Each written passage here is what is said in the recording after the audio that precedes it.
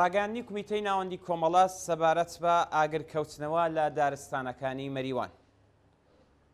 چەند ڕۆژە کە ئاگرێکی مەترسیدار دارستان و لە وەرگەکانی مەریوان و ئاواییەکانی ئەوێ هەنگ ساڵیان و ڕەشنەشی داگرتووە. ئەمە یەکەم جار نییە کە وەها کارەساتێکی ژینگەیی لەم ناوچەیەدا ڕوەدات. مانگێک لەمە بەربوو کە هێرشی سوپای پاسداران بۆ سەر ناوچەی کۆساڵان لە نزیک مەریوان سەروەت و سامانی سروشتی ناوچەکەی بە گەروی ئاگردا کرد.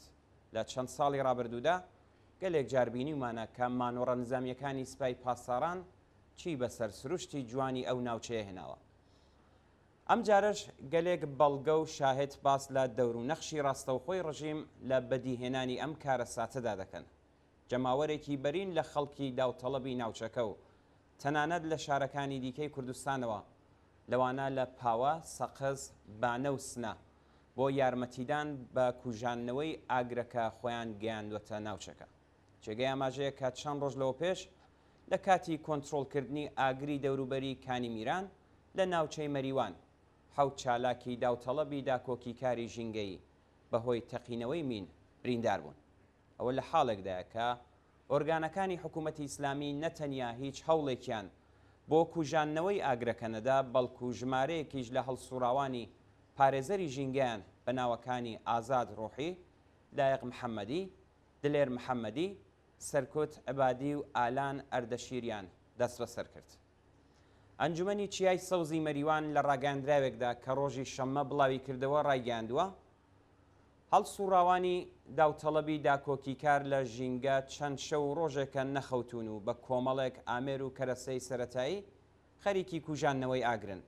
هەروەها لە درێژەداتوە بەداخەوە ناوەندە حکوومەتیەکان سەرنج نادەنا ئەو زیانانەی بەرژینگە کەوتون. خەڵکی کوردستان خاوەنی ئەزمونێکی بەنرخن لە خۆڕێخستن بۆ بەرەوڕووبوونەوە لەگەڵ ئەم جۆرە کارەساتانە.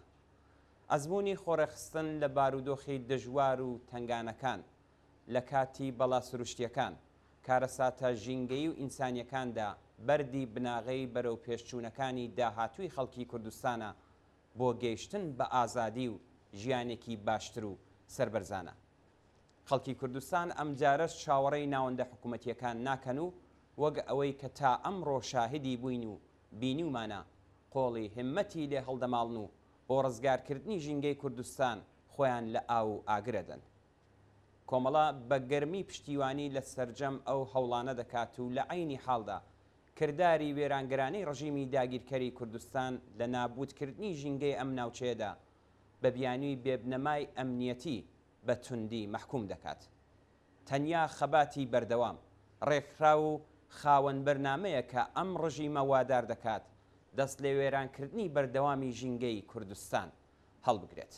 کومیتەی ناوەندی کۆمەڵە ڕێکخراوی کوردستانی حیزبی کۆمونیستی ئێران 15 مانگی گەلاوێژی 1402 هەتاوی.